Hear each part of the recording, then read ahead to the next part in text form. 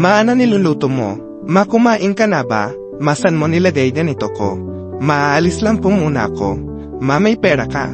Ma, tara alis tayo.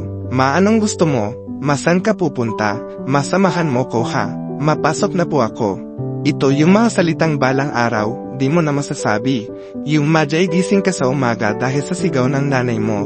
Yung may inis ka kasi may ginagawa ka pa tapos uutusan ka pa ulit.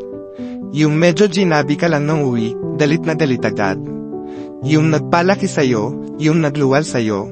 Yung bumuo ng pagkatao mo, yung gagawin niya ang lahat para mapakain lang kayo, lahat ng yan.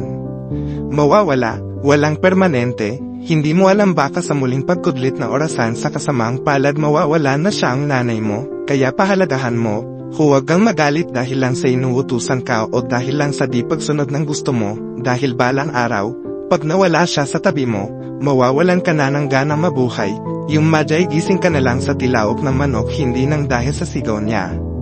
Yung ikaw na mismo ang magluluto ng ulam nyo, hindi siya.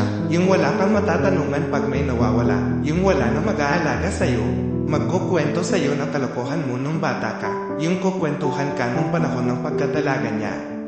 Yung wala kang mapagsabihan pag may problema ka, yung wala nang tatawag sa cellphone mo na magtatanong kung okay ka lang ba. Mama, hinubog mo ko bilang maging isang matapang, mapagpaalaga at mapagmahal na, wala na yung salitang, nasan esay mama. Nauna kong hahanapin tuwing uuwi ako ng bahay. Kaya habang buhay pa o habang may oras pa, pahalagahan mo, alagaan mo, huwag mong kagalitan, dahil sa pagdating ng araw, lahat yan magiging isang masayang alaala na lang na bibitbitin mo hanggang sa pagtanda, Heart. Kaya ikaw na nagbabasa kung buhay at malakas pa ang mama mo, ipakita mo kung gaano mo siya kamahal. Napakaswerte mo kasi anumang oras ay mayayakap at makakalikan mo pa siya.